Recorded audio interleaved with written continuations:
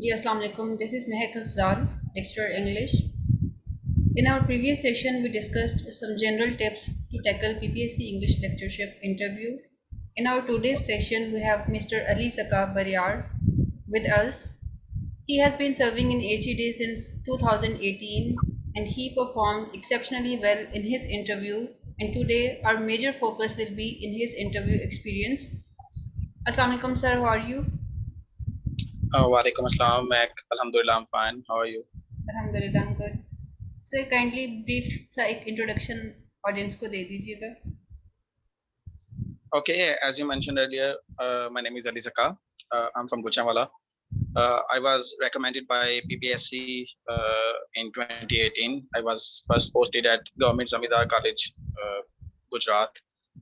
Then I got transferred to Government College Rawali, and I've been serving as lecturer in Government College Rawali since 2019.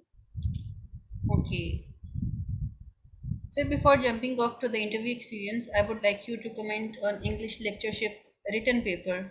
Don't you think it's becoming more and more difficult to qualify written part with good score? And overall, how was the paper and what's the expected merit according to you? Okay, so first of all, yeah, I do believe that papers, PPSC paper, especially English, it is becoming more and more unpredictable. I remember when I was first appearing in written exam, PPSC English lecture exam, we were told that these are the things that this is the limit.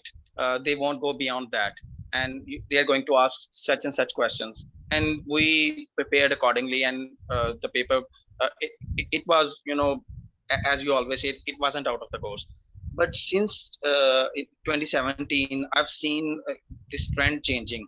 Last year, that paper was unbelievably unpredictable, and this year they followed the suit. It was, they went the same way.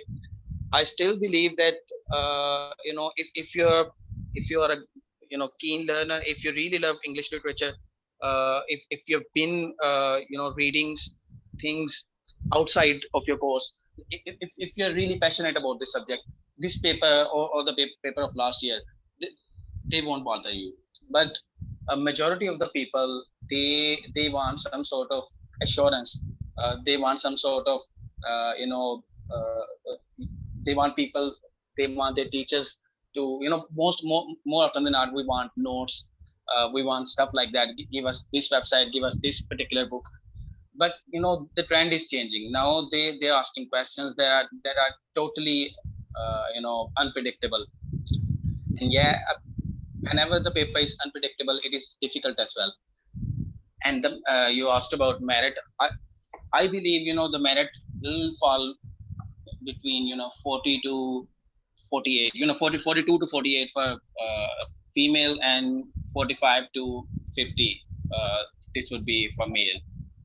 Okay. Sir, as you said that people who had good command on their degree or they studied well throughout their degree, paper did not bother them. Sir मेरे ख्याल से तो ऐसा नहीं है.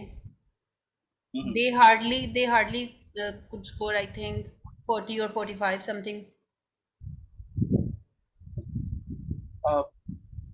Actually मैं होता है ऐसे कि मोस्टली जब पेपर, देखिए मैंने आपको जिस तरह पहले बताया कि हमारे स्टूडेंट्स जो है ना, उनकी एक आदत बन चुकी होती है, उनको जो लायक भी हैं, इवन लायक भी हैं, बेस्ट ऑफ द बेस्ट भी जो हम वो हमारे अंदर से, हमारे सिस्टम से निकलेंगे ना, तो वो जी. इस तरह के स्टूडेंट्स होते हैं जिनको चाहिए होता है कि हमें यार ये हमें नोट्स बता दो, ये हमें चीजें बता दो। फॉर इंस्टेंस मैं आपको बताता हूँ, मैं जब 2017 में मैंने फर्स्ट अटेम्प्ट ली थी, 2018 में मैं रिकमेंड हो गया, तो उसमें मैंने हैमलेट अपने शौक से पढ़ा हुआ था, वो मेरे it wasn't part of my course. इसी तरह अगर let's say tale of two cities हमारे कोर्स का हिस्सा था, ग्रेट एक्सपेक्टेशंस मैंने खुद से पढ़ा हुआ था। बच्चे इस तरह नहीं करते। बच्चे जो मेजर राइटर्स हैं उनकी एटलीस्ट समरीज भी नहीं पढ़ते, जो क्रिटिकल एनालिसिस ही पढ़ लें, उनके कैरेक्टर एनालिसिस पढ़ लें।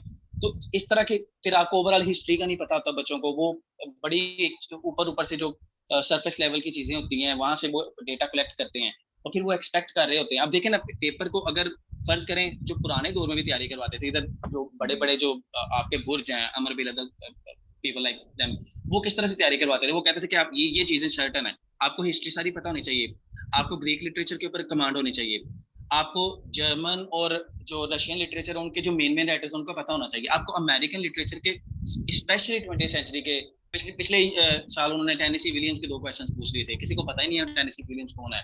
तो ये चीजें कुछ मतलब वो फॉल्ट लाइज इन अस, वो it does not lie in our stars always. लेकिन मैं ये मानता हूँ, मैं एडमिट करता हूँ कि 2017 की निस्बत 2015 2017 की निस्बत ये पेपर दोनों जो है वो हट के आए हैं, और ऑब्वियसली जो हट के पेपर आता है वो अनफेमिलियर है ना, तो वो डिफिकल्ट भी हो जाता है।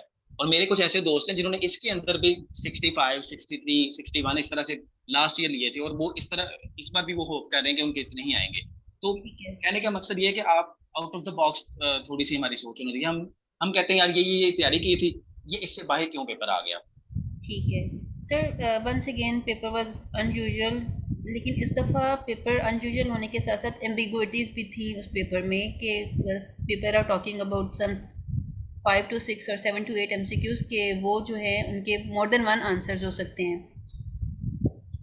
तो ये यस पेपर बिल्कुल चैटर और बिल्कुल। ये सारा कुछ मतलब इस लेवल का पेपर है पंजाब पब्लिक सर्विस कमीशन का, और उसमें एम्बिगुइटीज़ हों और फिर कैसे उनको चैलेंज किया जा सकता है, और फिर उसके अकॉर्डिंग हम मेरिट को किस जस्टिफाई कर पाते हैं। हाँ, ये बड़ा वैलिड वैलिड पॉइंट है। लास्ट ईयर भी ऐसा हुआ था कि बहुत सारे ऐसे क्वेश्चंस थे जो कि मैं भी जब हम ऑब्वियसली पेपर देखते हैं तो मैं खुद हैरान था कि यार ये इसके तो वाकई ही मतलब बी सी है, दोनों ही इक्वली करेक्ट है, और एंड भी होती है जिस तरह CSS PMS के पेपर्स में होता है, वो जानबूझ के ऐसे करते हैं कि more than one correct answer होते हैं और फिर एंड पे उन्होंने दिया होता है B and D, A G. And C इस तरह, लेकिन इसमें ऐसा भी नहीं था। तो ये ऑब्वियसली ये इनकी प्रॉब्लम है। हाँ, पेपर सेटर जो है वो पिछले साल आपको पता वो एक बड़ा रोला पड़ा था कि कॉम्पिटाइड से दे जी कॉपीड, बिल्कुल। यू वो नो इस दफ़ा उसमें डिटो से आई कॉपी थिंक थी। भी नहीं आया।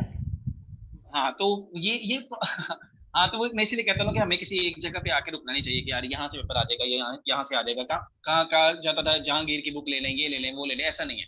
आप तैयारी करें और अच्छी तैयारी करें, दिल से लिटरेचर को पढ़ने की कोशिश करें।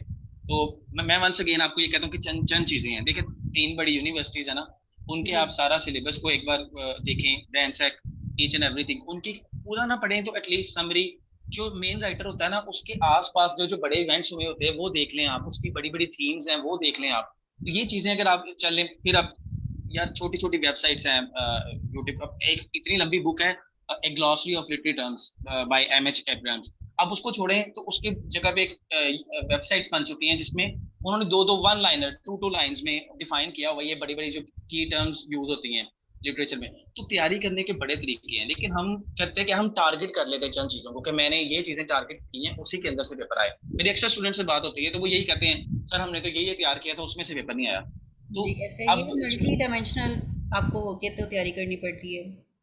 Yes exactly. सर अब नेक्स्ट क्वेश्चन है मेरा कि वंस अगेन पेपर ठीक है, बात होगी कि अनयूजुअल था, सारा कुछ था, हमने एक्सपेक्टेड मेरिट को भी डिस्कस कर लिया। उसके बाद अब जब रिजल्ट आएगा तो वंस अगेन जो क्वालिफाइज होंगे जो रिटर्न पार्ट को क्लियर करेंगे तो आई थिंक स्कोर्स को इतने डिफरेंट नहीं होंगे लास्ट टाइम की जगह जितने तब थे। 46 मेरिट था आई थिंक, तो मोस्टली जो लॉट थी उनके 46 to 50 या 55 इसके दरमियान ये रेंज बन रही थी हमारे मार्क्स की। तो इस दफ़ा भी ऑलमोस्ट यही रेंज रहनी है मार्क्स की, यानी 40 to 50 कह लें। ठीक है। एग्जैक्टली तो बिल्कुल। आपके ख्याल में एक दफ़ा फिर से हाई एकेडमिक्स वालों को चांस मिलेगा इस दफ़ा? हाँ चलें, ये आई एम ग्लैड कि आपने ये क्वेश्चन पूछा। देखें, बच्चे जो है ना वो बड़े डिसहार्टन हो जाते हैं कि यार हमारे तो एकेडमिक में बड़े कम मार्क्स बनते हैं जो एनुअल वाले हैं, और जो BS वाले हैं उनके तो बड़े ज्यादा मार्क्स होते हैं। अब एक याद रखिएगा कि जिंदगी के किसी भी चीज में आप ले लें, चाहे इंटरव्यू ले लें या ओवरऑल लाइफ को ले लें, आपको प्रोज एंड कॉन्स जब देखते हैं ना, कोई प्लस होते हैं कुछ माइनस होते हैं। देखिए, BS डिग्री का सबसे बड़ा प्लस क्या है, आपको एकेडमिक्स में 40 और 40 भी आ सकते हैं।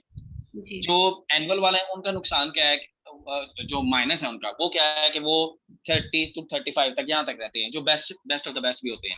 जी लेकिन ऐसे। अब दोनों को जरा रिवर्स करके देखे क्या होता है। जो BS वाले मैंने जितने भी स्टूडेंट्स देखे हैं उनकी लिटरेचर के ऊपर कमांड ही कोई नहीं होती, वो इंटरव्यू में अच्छा परफॉर्म नहीं कर पाते।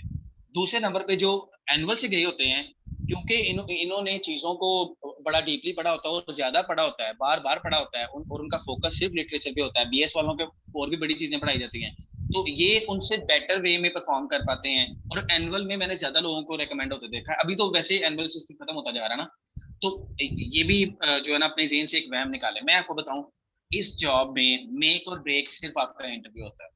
100 मार्क्स का आपका इंटरव्यू है, आपको लेट से 5 मार्क्स की, 6 मार्क्स की, 7 मार्क्स की भी उसने लीड मारी हुई है ना एकेडमिक में, वो आपको फर्क नहीं पड़ेगा। अगर आपने इंटरव्यू अच्छा परफॉर्म कर लिया, इंटरव्यू जो आपकी असल गेम है, उसमें अगर उस प्ले ग्राउंड में आपने अच्छा परफॉर्म कर लिया तो आप रिकमेंडेड हो, 100% रिकमेंडेड हो।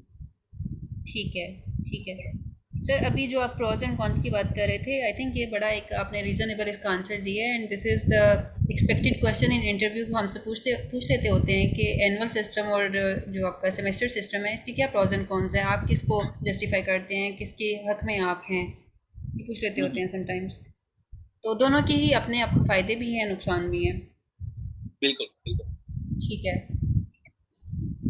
ठीक है सर। अब moving on to your interview experience, आप काइंडली हमें अपने डीएमसी शेयर कर दें कि आपके कितने मार्क्स थे, your academics, then your interview marks, your written marks, और and how was your overall experience of, I think आपने फर्स्ट टाइम ही अपीयर हुए थे पीपीएससी में किसी इंटरव्यू में। इट वाज जी योर बिल्कुल। First experience and you appeared for the first time for lectureship exam and you got selected.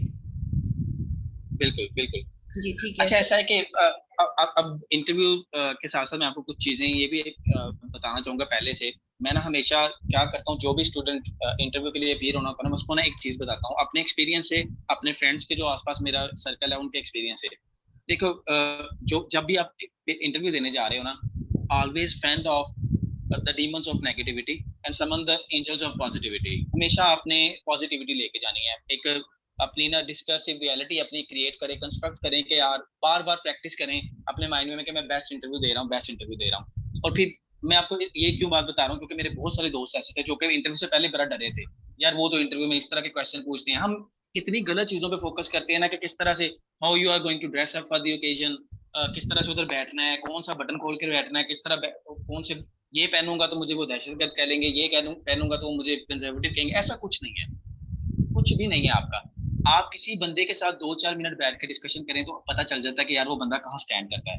जी ऐसा तो ही है बिल्कुल। हाँ, तो वो भी इसी के पीछे होता है। मैं आपको अपने इंटरव्यू की जो है ना, मैं 2 पैरेलल रख के बताता हूँ। मेरी कैंफी क्लास फेलो थी, नाम लेना मैं मुनासिब नहीं समझता, उनका इंटरव्यू मेरे से पहले था, एक दिन पहले। तो उन्होंने वो एंटर हुई क्लास में, और वो ना हमेशा ही उनके कम्युनिकेशन स्किल्स बहुत बड़े पुअर थे, और वो बड़ा कम बोला करते थे, और उनकी वो लाउड भी नहीं थी, तो मतलब लाउड नहीं, मुनासिब आवाज भी उनकी नहीं थी, स्लो बोलती थी काफी, उनकी टोन जो है। अच्छा, तो वो एंटर होते ही उनको पता चल गया कि यार ये इस बंदी के अंदर कॉन्फिडेंस कम है, तो उन्होंने इसको टारगेट किया। यही गेम होती है इंटरव्यू के। तो शेर मैंने उससे पहला क्वेश्चन पूछा कि आपके बीए में सब्जेक्ट क्या थे, तो उसने पर्शियन मेंशन किया। So she was asked to translate some of the Persian verses. She couldn't do that. तो उसने आगे से ये कहा कि मुझे ये नहीं आता। तो उन्होंने कहा कि आपने पर्शियन पढ़ी तो है ना। अब पर्शियन में एक नथिंगनेस का कॉन्सेप्ट होता है। Can you relate the concept with the concept of nothingness by Beckett? अब उसने कहा नो आई कैंट। फिर उन्होंने थर्ड क्वेश्चन पूछा, जिससे साबित हो गया कि वो किस वजह से उसको ये टारगेट कर रहे थे। उन्होंने कहा 150 की क्लास हो, लाइट बांधा, you don't have mic, the facility of mic, तो आप उन तक अपने आवाज किस तरह पहुंचाएंगे? You can do that. तो इतनी बात कह के उन्होंने कहा यू मे गो नाउ। अब सर, नेक्स्ट डे मेरा interview. Sir ji sorry ji. For interrupting you, मुझे एक मैसेज आया है कि सर बहुत फास्ट बोल रहे हैं, अपनी पेस को ज़रा स्लो रखिएगा। श्योर। अच्छा जी। श्योर। अच्छा, मुझे ये था कि 30 मिनट्स है तो चले बच्चों को ज्यादा नहीं नहीं कोई बात नहीं, हो जाए। 8:45 तक हमारा सेशन है ये। ओके। जी। सो अच्छा, फिर अब मेरे इंटरव्यू की तरफ आते हैं, जो कि आपने स्पेसिफिकली पूछा मुझसे। सो मैं जब अंदर गया तो वो पहले खाना खा रहे थे, कुछ 4-5 घंटे वेट करवा के, उसके बाद उन्होंने कहा जी आधा घंटा और बैठे हैं, फिर हम अंदर एंटर हुए। और आई मेरे इंटरव्यू पैनल में सीरत अस्कर साहब थे। He is one of the most infamous personalities, और लोग कहते हैं कि ही इज वेरी हार्श, और मतलब डिस्टर्ब्ड पर्सनैलिटी है, कोई उसको बाइपोलर कहते हैं, पता नहीं क्या क्या कुछ कहते हैं। मतलब ये, लेकिन एनीवेज आप मतलब जो 2017 2018 में ये इंटरव्यूज में अपीयर हुए हैं, उनको पता है कि सीरत अस्कर एक ऐसा बंदा था जिसने बड़े लोगों को उड़ाया था। हमारे गुजरांवाला के 5-6 लोग आज भी कहते हैं कि उसकी वजह से हम आज तक लेक्चर रिकमेंड नहीं हुए। अब मैं अंदर एंटर हुआ हूँ, तो पहला क्वेश्चन उसने मुझे, नो नो इंट्रोडक्शन, कोई इंट्रोडक्शन नहीं उसने मुझे करने दिया, ना उसने मुझे बोलने दिया। उसने पहला क्वेश्चन खुद ही बोला है यहाँ पे जब कि आपसे इंट्रोडक्शन नहीं लिया जाता, यहाँ पे भी आपका कॉन्फिडेंस बहुत शेक कर जाता है कि आप तैयार करके गए यस हुए होते हैं। यस, और उसने कहा जी आप अली से कहाँ हैं और आप गुजरांवाला से हैं। मैंने कहा जी। कहते आपने अपना एमए कहाँ से किया? तो मैंने कहा गवर्नमेंट कॉलेज से। अच्छा गवर्नमेंट कॉलेज और से? मैंने कहा नहीं जी गवर्नमेंट कॉलेज गुजरांवाला से। अच्छा उसने मेरा नाम भी गलत बोला था, अली जिया कहा था उसने मुझे। मैंने कहा इट्स जका। अच्छा फिर उसने नेक्स्ट जो है ना वो मुझे कहा, कहते आपके बीए में बेटा कौन से सब्जेक्ट्स थे? तो मैंने मेंशन किए फिलोसफी, इंग्लिश लिटरेचर और पर्शियन। तो उसने ना पर्शियन की वर्स जो है ना वो डिटो जो उस लड़के के साथ हुआ था उसने वो बोली और मुझे कहता जी इसको ट्रांसलेट करो। तो अब मुझे फील हुआ कि ये एक मोमेंट है जहाँ पे इंटरव्यू के बारे में एक चीज याद रखिएगा, ये हमेशा आपके हाथ में होता है। इंटरव्यू चाहे आपको वो इंट्रोडक्शन के लिए बोलें या ना बोलें, आपने बात से do not have readymade questions for you. आपने जो बात से बात आपके मुंह से जो बात निकलनी है उससे उन्होंने एक क्वेश्चन बनाना है, ये बात याद रखिएगा। ये 100% इंटरव्यू में, क्योंकि ये सब्जेक्ट बेस्ड इंटरव्यू होता है। तो जी उसने मुझे पता चल गया कि हाँ ये एक टाइम है जहाँ पे मैंने यार इसको शो करवाना कि यार I am something and I deserve this seat. तो मैंने कहा look sir, I read Persian 5 years ago, and it isn't my subject at all.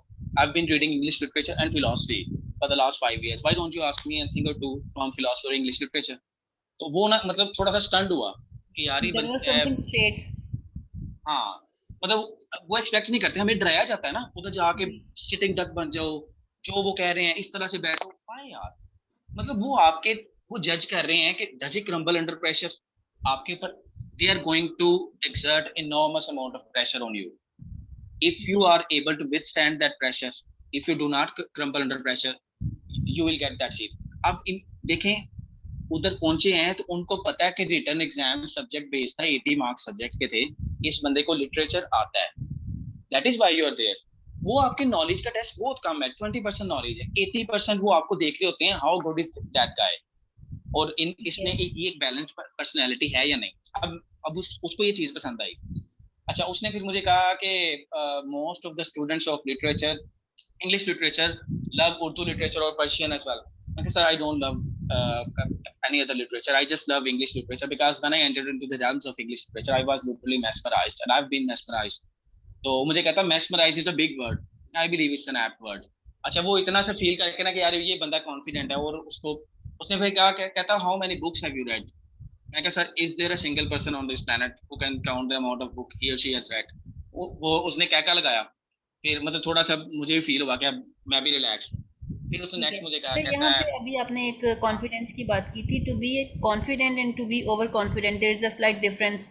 और यूजुअली हाँ लोग क्या होते हैं, अगर आपने अब अपना इंसिडेंस अपना शेयर किया है तो लोग इसको उस सेंस में लेंगे कि you have to be over confident. नहीं, आपने वहाँ पे अपना ओवर कॉन्फिडेंस नहीं झाड़ना उनके आगे।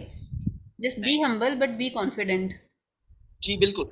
और लेकिन लेकिन एक चीज याद है, स्टैंड अप फॉर योरसेल्फ। आप ये नहीं कि कोई आपको दबा रहा है और आप दबे जाए। मतलब अभी फिर से हम डेविएट हो गए। मेरा एक फ्रेंड है अभी शकील साहब, वो ना अपना इंटरव्यू दे के आए तो लास्ट ईयर। तो उनको उन्होंने बड़ा ज्यादा मतलब वो इंसल्टिंग रिमार्क्स थे, उसके मुंह से इतना निकल गया कि आई बीन अ टॉपर।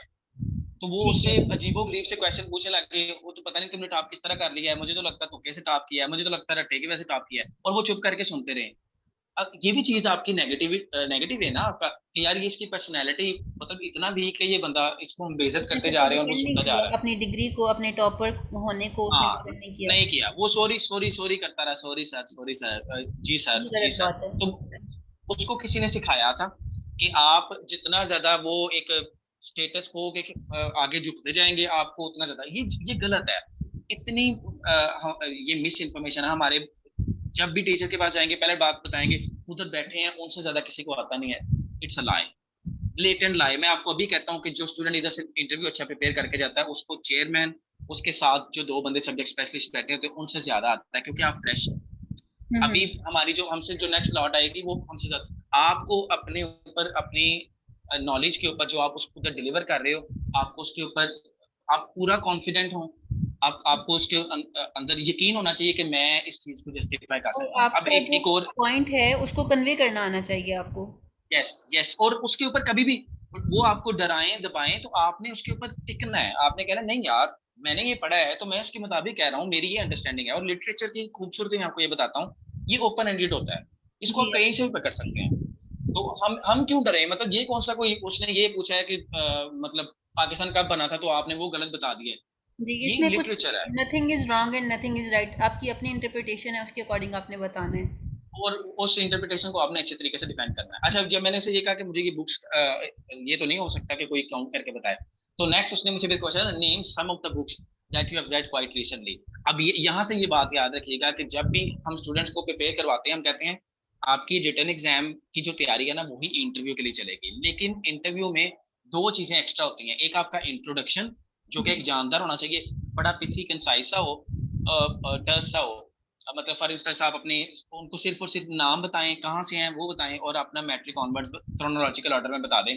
और मैं नहीं चाहता कभी भी इस चीज के हक में होता कि आप अपने कोई उनको एक्कोलेट्स बताएं या माइलस्टोन सर, जो अपने आपने रीच किए, क्योंकि एकेडमिक्स वो इससे। मैट्रिक टू मास्टर सारे बताने चाहिए, उनके सामने डॉक्यूमेंट्स होते हैं, दे कैन लुक आउट।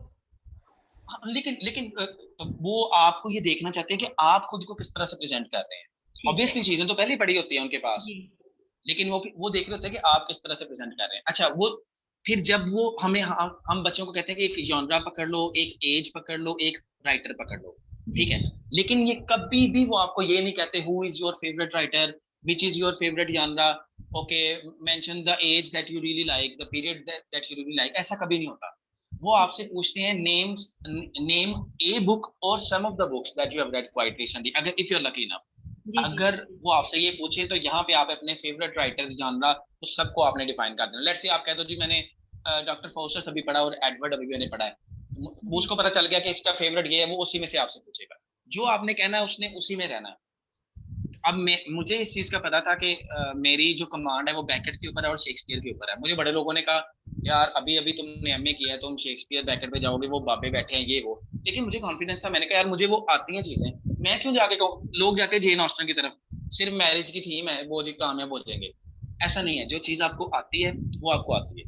अब मैंने उनको बैकेट और शेक्सपियर के कोई 7-8 प्लेस बताया, उसने मुझे खुद ही रोक दिया, यार इधर रुको।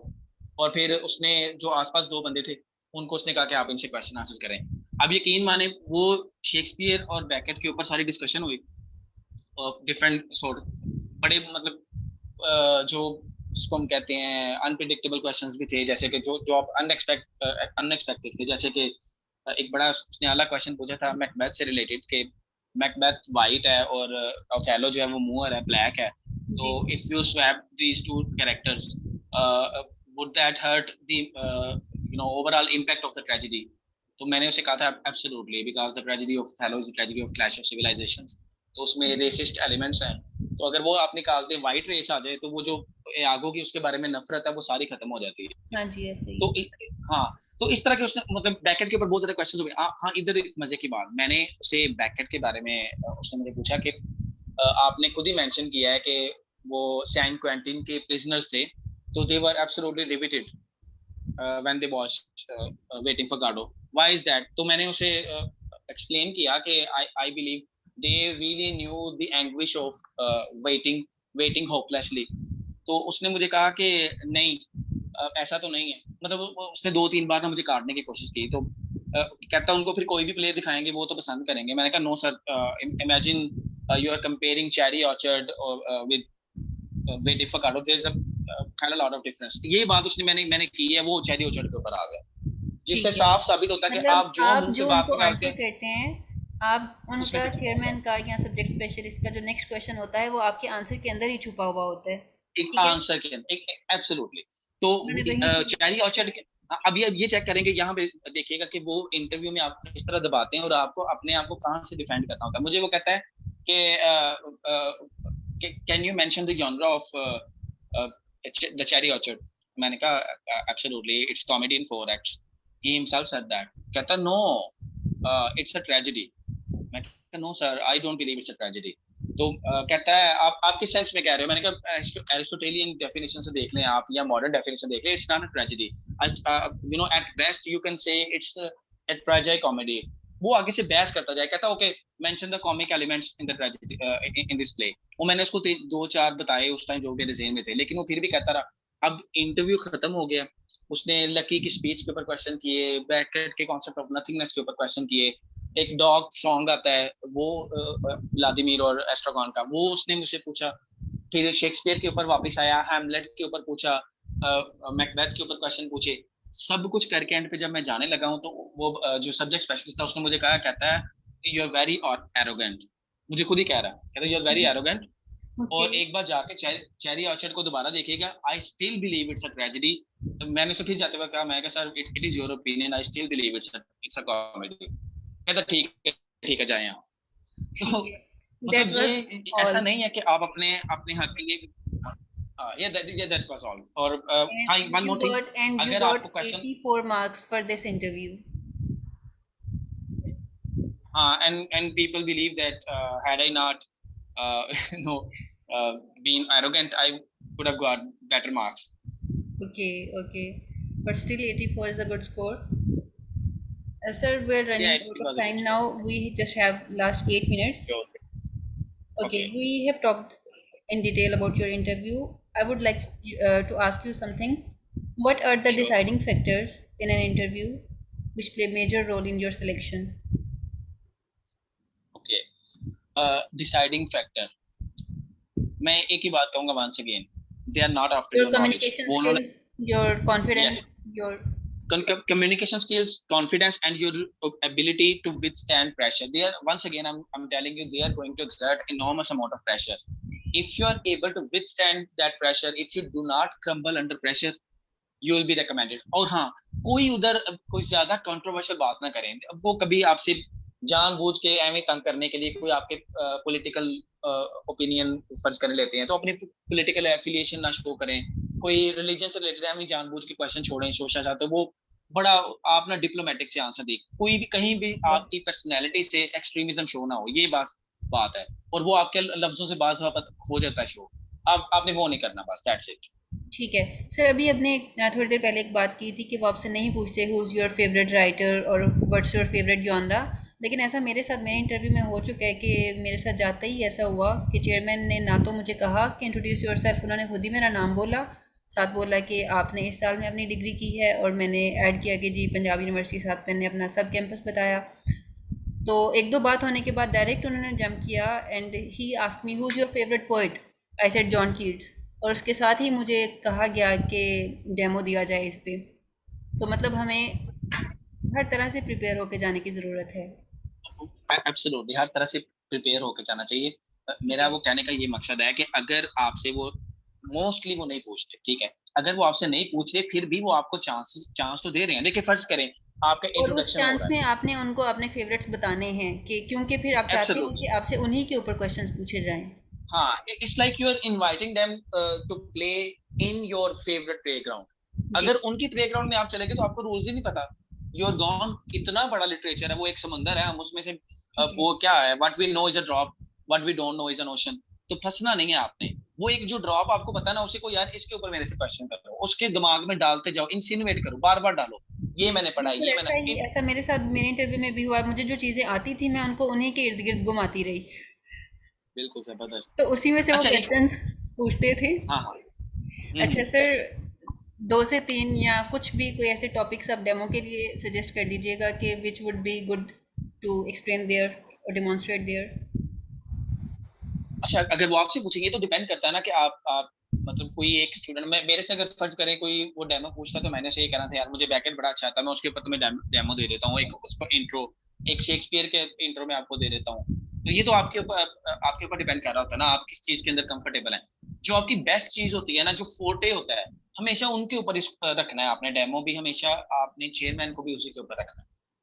ठीक है sir. Let's say if you are to appear in interview now after hmm being selected, from where you will take start for preparation for interview. मतलब उसको थोड़ा सा कैटेगराइज कर दें चीज़ों को कि अगर आपने अब इंटरव्यू में अपीयर होना तो आप किन किन चीज़ों को फोकस करके और स्टार्ट कहाँ से लेंगे, क्या क्या पढ़ेंगे उसके लिए। बेसिकली मैं रिवाइज करूंगा सारी जो हिस्ट्री है लिटरेचर की, क्योंकि मुझे बताया अब वो तो काफी चीजें मैं भूल चुका हूँ, वो रस्टी हो चुकी हैं, उन्हीं को मैं दोबारा एक बार रिवाइव करूंगा वो सारी अपनी नॉलेज को। और उसके बाद वंस अगेन जो अपनी फेवरेट राइटर्स हैं जो कि अभी काफी चेंज हो चुके हैं, क्योंकि आपकी पर्सनैलिटी चेंज होती है with the passage of time, जी। तो जो फेवरेट राइटर्स हैं उनको एक बार दोबारा पढ़ूंगा। और ठीक है। ये बात याद है कि जिसको आपने पकड़ना है, जो उनके सामने बोलना है ना, उसके बारे में आपको एवरी इंच आप परफेक्ट हो, आपको हर चीज पता हो। ठीक है। और वही मैं दोबारा पढ़ूंगा हाउ जो टू चीजें मुझे सही रिवाइज से आती how to revise MA syllabus, बहुत ज़्यादा सिलेबस है, बहुत ज़्यादा उसमें बुक्स हैं, राइटर्स हैं, सारा कुछ। तो शॉर्ट स्पैन ऑफ टाइम में हम किस तरह से, क्या हमारी स्ट्रेटजी होनी चाहिए कि हम अपना मास्टर्स का है। सिलेबस भी रिवाइज करें और उसके साथ साथ अदर थिंग्स जो हैं उनको भी प्रॉपर टाइम दें हम? इतना कुछ सोखा काम है ना। पांच छह बड़ी बड़ी वेबसाइट्स हैं, ग्रेट सेवर है, क्लिफ नोट्स हैं, स्पार्क नोट्स हैं, इस तरह के आपको डिफरेंट लिट चार्ट्स हैं। ये वेबसाइट के ऊपर ना छोटे छोटे से ना कैरेक्टर एनालिसिस दिए होते हैं। ठीक एक है। वर्क पे जाएं, उस वर्क के कैरेक्टर एनालिसिस देखें, एक आपको मैक्सिमम एक पेज में वो सारा कुछ मिल जाएगा। पांच चार पांच बड़े कैरेक्टर होते हैं ना, मेन कैरेक्टर्स के कैरेक्टर एनालिसिस देख लें, ठीक है, और थीम्स देख लें, जो मेजर मेन वर्क है चीज़ें उसकी देख लें। प्लॉट ओवरव्यू देख लें। जी, थीम्स भी देखने की जरूरत नहीं, आपको कैरेक्टर एनालिसिस से सारा पता चल जाता है। ठीक हो गया। ये एक इतना पक्का फार्मूला है ना, आप आपके पास लास्ट नाइट भी है ना, तो आप प्रिपेयर कर सकते हैं। क्या करें, एक कैरेक्टर एनालिसिस पढ़ लें और एक प्लॉट ओवरव्यू छोटा सा होता है, बस वो पढ़ लें, दैट्स इट। ठीक है। ठीक है, लास्टली सर एक जस्ट लास्ट क्वेश्चन है, एनी टिप्स फॉर कैंडिडेट्स? अब ये 3 मिनट्स हैं हमारे पास और ये आपने ही कंज्यूम करने हैं। Tips for the candidates who are going to appear in interview. Okay, जो भी सुन रहे हैं, मैंने आपको शुरू से बताया, अगर आपने ये पूरी ये सेशन सुना था, आपने आपका उधर नॉलेज का टेस्ट बहुत कम है, 20% रह जाता है। आपका कॉन्फिडेंस, आपका कैरेक्टर, ओवरऑल इन चीजों का टेस्ट हो रहा है। मैंने शुरू में कहा था कि always fend off stave off negative vibes, ठीक है, उधर आपकी पॉजिटिव वाइब्स जानी चाहिए। अपनी एक रियलिटी अपने माइंड में क्रिएट करें, बार बार अपने जेहन को मनाएं, अब बार बार एक वो एक पिक्चर बनाएं और उसमें सोचे कि ऐसे इंटरव्यू पैनल सामने बैठा, मैं उनको बड़े एक सुपर्ब वे में मैं इंटरव्यू दे रही हूँ, एक मेरी बड़ी एक्सक्विजिट एक्सिलरेटिंग परफॉर्मेंस है। ये बार बार देखें, ये माइंड पावर है खुद को ये। विजुअलाइज करना चाहिए यस, यस, सिचुएशन ये में। अभी अभी ना ये विजुअलाइजेशन तो इतनी अब जो है ना लोग मानने लगे हैं। पहले तो ये इसको लोग सूडो साइंस कहते थे, अब लोग मानने लग गए हैं कि नहीं यार, ये रियल है। हम अट्रैक्ट करते हैं नेगेटिविटी को, हम अट्रैक्ट करते हैं पॉजिटिविटी को। इसीलिए surround yourself with positive people और रिलैक्स रहें। वन मोर, मैं हमेशा कहता हूँ, believe in the power of positivity. Mirror के सामने खड़े हो जाए, किसी भी जगह सिर्फ जहां चलते फिरते एक ही चीज सोचे कि यार मेरा तो एक्सेप्शनल इंटरव्यू हो रहा है और हर चीज मेरी मुताबिक जा रही है। मेरे साथ एक दोस्त है अली हुसैनी, वो कहते हैं, अली ये ट्रिक इतनी वर्क करती है कि इंटरव्यू से एक नाइट पहले उन्होंने मेरे से मुझे कहा कि आप मेरा मॉक इंटरव्यू लें। मैंने उनका एक मॉक इंटरव्यू लिया और एग्जैक्टली डिट्टो सेम क्वेश्चंस वो सारे वहां पे पूछे कि जो मैंने उनसे पूछे थे। इतना वर्क करता है। वो कहते हैं मैं सारी रात सोचता रही, ये रहा कि जो क्वेश्चंस आपने मुझे किए थे वही मेरे से चेंज मैंने भी करने हैं, और उसके साथ जो सब्जेक्ट स्पेशलिस्ट और होंगे मैंने उनको किस तरह से पॉजिटिव आंसर करना है। किस तरह से आंसर। और इमेजिन करें, वो मुझे कहते थे कि मुझे the love song of Alfred J Prufrock और द वेस्टलैंड ये पता है। मैंने कहा ये एलियट जो है ना, ये बड़ा टफ है, आप हमें फंस जाएंगे। तो एग्जैक्टली ऐसे ही हुआ, जब उनसे उन्होंने पूछा तो उन्होंने कहा जी कि मैंने तो एलियट पढ़ा नहीं है। तो वो उसके उस बंदे के इतने अच्छे मार्क्स है, वो कहते हैं अरे मैं उधर फंस जाता, तो वो बीबी पीएचडी थी एलियट में। ये बड़ा ठीक। वर्क जो है ना, पॉजिटिविटी मैटर करती है। समन द एंजल्स ऑफ पॉजिटिविटी, बस दैट्स इट। वो ठीक है। एक द सीक्रेट बुक है यार, वो पढ़ के जाएं, दिल को राजी करें, रिलैक्स। सर एक और चीज़ मुझे याद आ गई है, कोई do you want to recommend some books some for extra readings? कि अभी इस फर्ज करें कि एक महीना है हमारे पास इंटरव्यूज़ के लिए, तो हम उसके लिए कोई एक्स्ट्रा रीडिंग्स करके जाएं अदर देन आवर कोर्स।